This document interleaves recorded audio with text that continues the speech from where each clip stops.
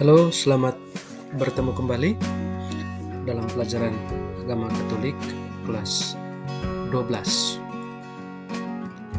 Hari ini kita akan melihat satu tema baru, yakni hubungan gereja dan dunia.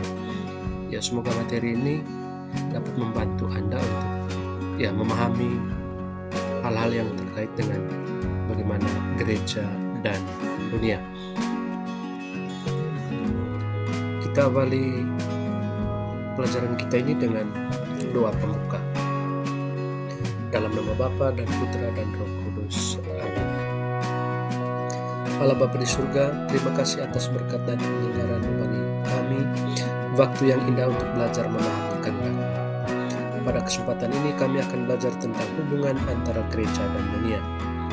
Berkatilah kami agar mampu menjadi saluran berkat di tengah masyarakat, membawa api cintamu bagi sesama. Demi Yesus Kristus, Tuhan dan pengantara kami. Amin. Dalam nama Bapa dan Putra dan Roh Kudus. Amin.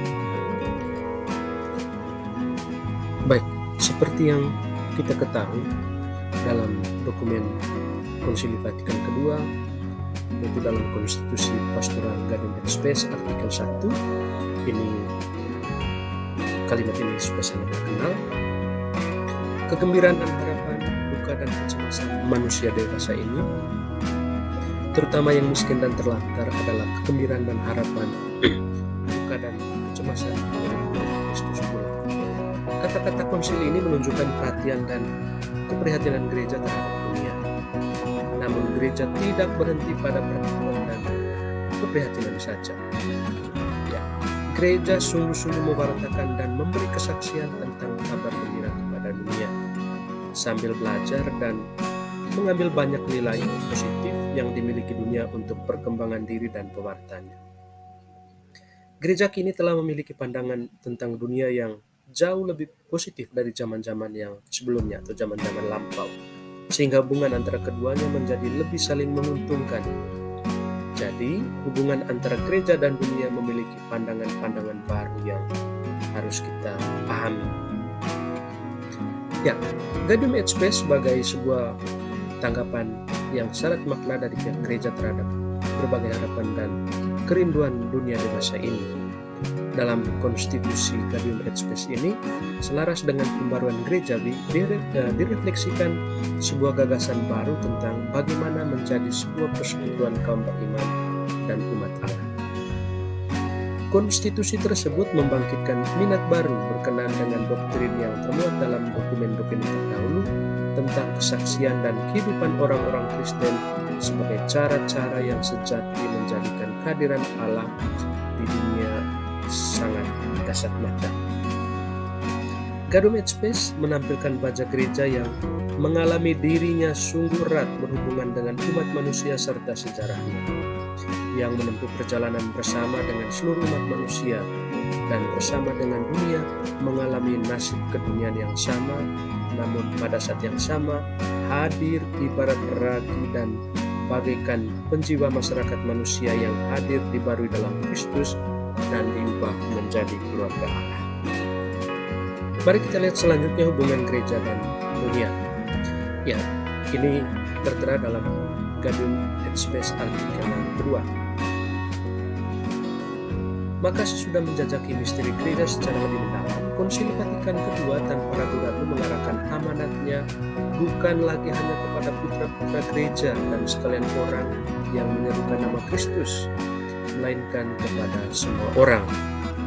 Kepada mereka semua konsili dimaksud menguraikan bagaimana memandang kehadiran serta kegiatan gereja di masa kini. Jadi, konsili mau menghadapi dunia manusia, dengan kata lain segenap keluarga manusia beserta kenyataan semesta yang menjadi lingkungan hidupnya. Dunia yang mementaskan sejarah umat manusia dan ditandai oleh jeripayanya, kekalahan serta kejayaannya. Dunia yang menurut iman umat Kristiani diciptakan dan dilestarikan oleh cinta kasih Sang Pencipta. Dunia yang memang berbeda dalam perbudakan dosa, tetapi telah dibebaskan oleh Kristus yang disalibkan dan bangkit. Sesudah kuasa sejahat dihancurkan, supaya menurut rencana Allah mengalami perombakan dan mencapai kepenuhannya. Setelah Gaudium et Spes artikel yang kedua, mari kita lihat Gaudium et Spes artikel yang ketiga, masih dalam kaitan atau hubungan gereja dan dunia. Adapun zaman sekarang umat manusia terpukau oleh rasa kagum akan penemuan-penemuan serta kekuasaannya sendiri. Tetapi sering pula manusia dengan gelisah bertanya-tanya tentang perkembangan dunia dewasa ini, tentang tempat dan tugasnya di alam semesta, tentang makna jeripaya perorangan maupun usaha-usaha bersama, akhirnya tentang tujuan terakhir segala sesuatu dan manusia sendiri. Oleh karena itu, konsili menyampaikan kesaksian dan penjelasan tentang iman segenap umat Allah yang dihimpun oleh Kristus. Konsili tidak dapat menunjukkan secara lebih jelas mengapa kesetiakawanan, penghargaan serta cinta kasih umat itu terhadap seluruh keluarga manusia yang mencakupnya, daripada dengan menjalin temu bicara dengannya tentang pelbagai masalah itu. Konsili menerangi soal-soal itu dengan cahaya Injil, serta menyediakan bagi bangsa manusia daya kekuatan pembawa keselamatan yang oleh gereja di bawah bimbingan Roh Kudus diterima dari dirinya. Sebab memang pribadi manusia harus diselamatkan dan masyarakatnya diperbaharui. Maka manusia ditinjau dari kesatuan dan keutuhannya beserta jiwa maupun raganya, dengan hati serta nuraninya, dengan budi dan kehendaknya akan merupakan poros seluruh uraian kami. Ya, maka Konsili Suci mengakui bahwa umat luhurlah panggilan bahwa amat luhurlah panggilan manusia, dan menyatakan bahwa satu benih ilahi telah ditanam dalam diri. Konsili menawarkan kepada umat manusia kerjasama gereja yang tulus untuk membangun persaudaraan semua orang yang menanggapi panggilan itu. Gereja tidak sedikit pun tergerak oleh ambisi duniawi, melainkan hanya satu maksudnya, yakni dengan bimbingan Roh Penghibur melangsungkan karya Kristus sendiri yang datang ke dunia untuk memberi kesaksian akan kebenaran, untuk menyelamatkan, bukan untuk mengadili, untuk melayani, bukan untuk dilayani. Baik, marilah kita melihat pandangan baru tentang dunia dan manusia. Baik, pada masa lampau dunia seringkali dipandang sangat negatif sebagai dunia berdosa, sehingga terdapat gagasan bahwa dunia tidak berharga, berbahaya, jahat, dan tidak termasuk lingkup keselamatan manusia, bahwa merupakan halangan dan rintangan bagi manusia untuk mencapai keselamatan. Pandangan demikian didasari oleh penafsiran secara dangkal terhadap teks kitab suci. Misalnya, janganlah kamu mengasihi dunia dan apa yang ada di dalamnya. Jikalau orang mengasihi dunia, maka kasih akan Bapa tidak ada di dalam orang itu. Sebab semua orang yang ada di dalam dunia, yaitu keinginan daging dan keinginan mata serta keangkuhan hidup, bukanlah berasal dari Bapa, melainkan dari dunia. Kita tahu bahwa kita berasal dari Allah dan seluruh dunia berada di bawah kekuasaan si jahat. Janganlah menjadi serupa dengan dunia. Dalam Injil ataupun dalam surat-surat juga ditekankan bahwa dunia berdosa, dunia yang bermusuhan dengan Allah telah dikalahkan oleh Kristus. Ya, berkat salib Kristus, seorang Kristen hidup dalam dunia yang baru. Dunia yang terletak dalam genggaman si jahat telah dikalahkan oleh Kristus, seperti dikatakan Paulus. Karena salib Kristus, bagiku dunia disalibkan dan aku pun disalibkan bagi dunia. Hal-hal tersebut kita bisa dapatkan dalam teks kitab suci yang tertera di dalam. Baik, mari kita lihat pandangan baru tentang dunia dan manusia. Ya, baik, Konsili Vatikan kedua mengajak kita untuk melihat dunia secara lebih positif. Ya, dunia dilihat sebagai seluruh keluarga manusia dengan segala hal yang ada di sekelilingnya. Dunia menjadi pentas berlangsungnya sejarah umat manusia. Ya, dunia ditandai oleh usaha-usaha manusia dengan segala kekalahan dan kemenangannya. Dunia diciptakan dan dipelihara oleh cinta kasih Tuhan Pencipta. Dunia yang pernah jatuh menjadi budak dosa kini telah dimerdekakan oleh Kristus yang telah disalibkan dan bangkit pula untuk menghancurkan kekuasaan setan agar dunia dapat disusun kembali sesuai dengan rencana Allah dan dapat mencapai kesempurnaan. Ini dapat dilihat dalam Gaudium et Spes artikel yang kedua. Kemudian hal yang berikut, bagaimana dengan martabat manusia? Manusia adalah ciptaan yang memiliki akal budi, kehendak bebas, dan hati nurani. Ketiga-tiganya menunjukkan bahwa manusia adalah sebagai citra Allah walaupun dapat disalahgunakan sehingga jatuh ke dalam dosa. Manusia sungguh ciptaan yang istimewa karena ia diciptakan demi dirinya sendiri, padahal makhluk lain diciptakan hanya untuk manusia. Kemudian pandangan yang ketiga, bagaimana tentang masyarakat manusia? Ya, manusia diciptakan sebagai makhluk yang dilaksanakan. Allah yang memelihara segala sesuatu sebagai Bapa menghendaki agar semua manusia membentuk suatu keluarga dan memperlakukan seorang akan yang lain dengan jiwa persaudaraan.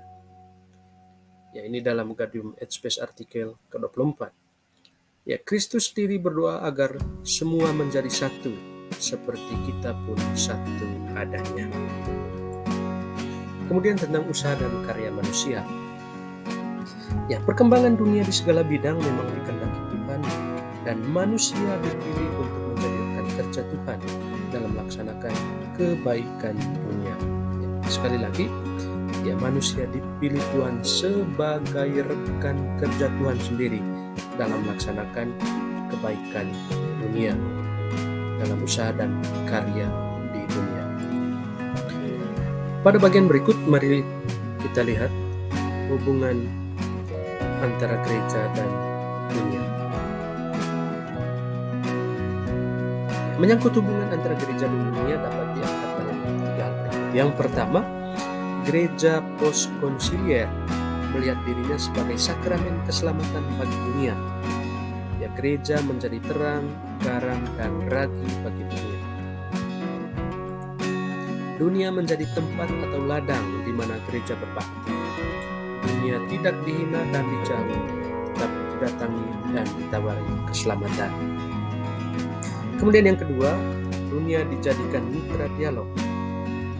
Ya, gereja dapat menawarkan nilai-nilai Injil dan dunia dapat mengembangkan kebudayaannya, adat istiadat, alam pikiran, ilmu pengetahuan, dan teknologi, sehingga gereja dapat lebih efektif menjalankan misinya di dunia.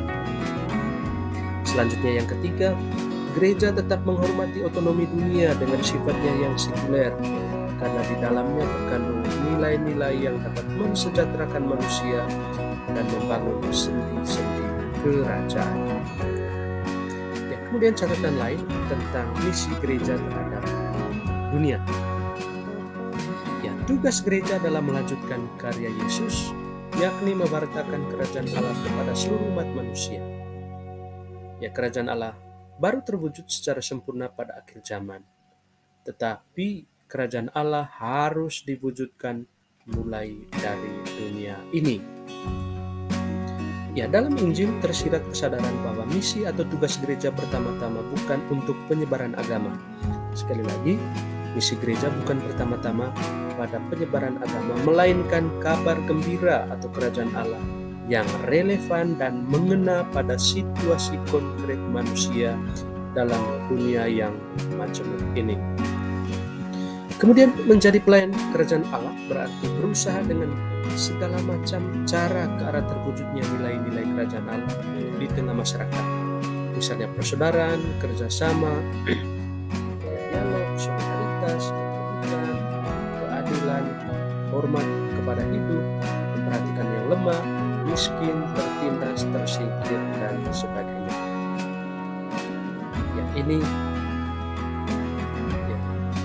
hal-hal atau nilai-nilai yang penting yang harus diwujud nyatakan oleh manusia di tengah masyarakat.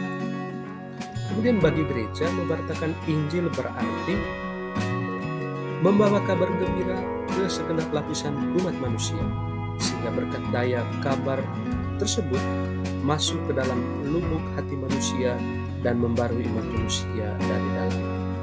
Ini tertera dalam Evangelii Injil di artikel yang ke-18. Kita lihat bersama. lihatlah aku memperbarui seluruh ciptaan. Mari kita lihat beberapa hal pokok seperti yang disarankan oleh Kadin Space yang harus menjadi perhatian gereja masa kini. Yang pertama tentang martabat manusia. Baik, manusia dewasa ini berada dalam jalan menuju pengembangan kepribadiannya yang lebih penuh dan menuju penemuan serta penebusan hak-haknya yang makin hari makin bertambah. Untuk itu gereja dapat berperan dalam beberapa hal, antara lain yang pertama, membebaskan martabat kodrat manusia dari segala perubahan paham, misalnya terlalu menekankan dan mendewakan tubuh manusia atau sebaliknya. Kemudian yang kedua, menolak dengan tegas segala macam perbudakan dan pemerkosaan martabat dan pribadi manusia. Dan yang ketiga, menempatkan dan memperjuangkan martabat manusia sesuai dengan maksud penciptanya. Kemudian, hal pokok yang kedua yang disarankan oleh Kadin Space yang harus menjadi perhatian gereja masa kini, yakni masyarakat manusia. Terhadap masyarakat manusia, gereja dapat berperan antara lain. Yang pertama, membangkitkan karya-karya yang melayani semua orang, terutama yang miskin, seperti karya-karya amal dan seterusnya. Yang kedua, mendorong semua usaha ke arah persatuan, sosialisasi dan persekutuan yang sehat di bidang kewargaan dan ekonomi. Dan yang ketiga, karena universalitasnya, gereja dapat menjadi pengantara yang baik antara masyarakat dan negara-negara yang berbeda-beda, hidup, budaya, dan politiknya. Hal yang terakhir atau yang ketiga terkait dengan hal yang disarankan oleh Kadin Space dalam gereja masa kini, yaitu usaha dan karya manusia. Yang pertama, gereja akan tetap meyakinkan putra-putrinya dan dunia bahwa semua usaha manusia, betapa kecilnya, bila sesuai dengan kehendak Tuhan, mempunyai nilai yang sangat tinggi karena merupakan sumbangan pada pelaksanaan rencana Tuhan. Yang kedua, gereja akan tetap bersikap positif dan mendorong setiap kemajuan ilmiah dan teknik di dunia ini, asal tidak menghalangi, melainkan secara positif mengusahakan tercapainya tujuan akhir manusia. Kemudian yang ketiga, Konsili Vatikan II mencatat masalah-masalah yang dilihatnya sebagai masalah yang mendesak, yakni martabat pernikahan dan kehidupan keluarga, pengembangan kemajuan kebudayaan, kehidupan sosial ekonomi dan politik, serta perdamaian dan persatuan bangsa-bangsa. Baik, demikianlah sedikit teori pandangan gereja tentang hubungan gereja dan dunia. Mudah-mudahan penjelasan ini atau slide-slide atau video ini dapat membantu adik-adik untuk dapat memahaminya dengan lebih baik. Itu saja materi kita hari ini, dan sebelum mengakhiri pelajaran kita, marilah kita berdoa memohon rahmat Tuhan. Dalam nama Bapa dan Putra dan Roh Kudus. Amin. Allah Bapa yang penuh kasih, kami telah diingatkan para Bapak Gereja melalui pelajaran ini bahwa kegembiraan dan harapan, duka dan kecemasan manusia dewasa ini, terutama yang miskin dan terlantar, adalah kegembiraan dan harapan, duka dan kecemasan murid-murid Kristus pula. Semoga kami sebagai anggota gereja turut aktif ikut membangun dunia yang adil dan sejahtera sesuai talenta kami yang Engkau berikan. Demi kemuliaan-Mu sepanjang segala masa. Amin. Marilah kita satukan doa kita dengan doa yang diajarkan oleh Kristus. Bapa kami yang ada di surga, dimuliakanlah nama-Mu, datanglah kerajaan-Mu, jadilah kehendak-Mu di atas bumi seperti di dalam surga. Berilah kami rezeki pada hari ini, dan ampunilah kesalahan kami, seperti kami pun mengampuni yang bersalah kepada kami. Dan janganlah masukkan kami ke dalam percobaan, tetapi bebaskanlah kami dari yang jahat. Amin.